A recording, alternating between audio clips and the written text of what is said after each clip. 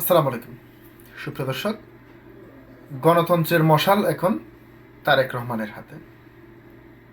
এবার এই ধরনের বক্তব্য দিয়েছেন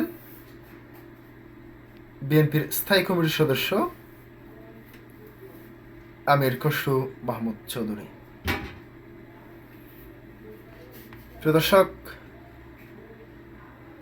বিএনপির ভারপ্রাপ্ত চেয়ারম্যান তারেক রহমান এখন গণতন্ত্রের টর্চ বিয়ারার বা পথ প্রদর্শক উল্লেখ করে দলটির স্থায়ী কমিটির সদস্য আমির খসরু মাহমুদ চৌধুরী বলেছেন, গণতন্ত্রের যে মশাল শহীদ জিয়ার হাতে শুরু হয়েছিল তা দীর্ঘ সময় বহন করেছেন খালেদা জিয়া। এখন সেই মশাল তারেক রহমানের হাতে তুলে দেওয়া হয়েছে। এখন গণতন্ত্রের টর্চ বিয়ারার হচ্ছেন তারেক রহমান।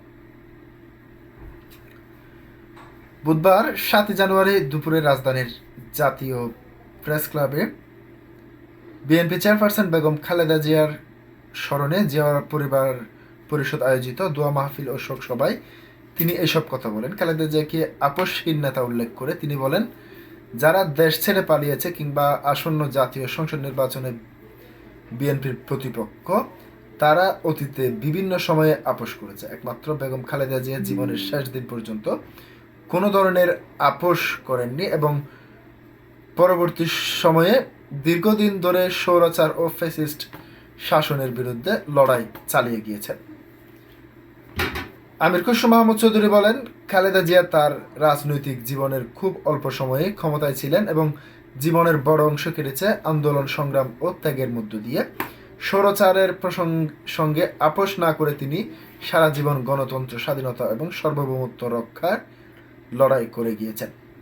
তিনি আর বলেন, প্রত্যেকটি মানুষ জীবন মান উন্নয়নের জন্য বিএনপির পরিকল্পনা রয়েছে। এ সময় জাতির মধ্যে বিশৃঙ্খলা ফেরানোর আহ্বান জানান বিএনপির এই সিনিয়র নেতা। এই অনুষ্ঠানে বিএনপি চেয়ারপারসনের উপদেষ্টা সৈয়দ মোয়াজ্জেম হোসেন আলাল নির্বাচনের সময় শান্তিপূর্ণ পরিবেশ বজায় রাখতে সবাইকে সজাগ ও সতর্ক থাকার আহ্বান জানিয়েছেন।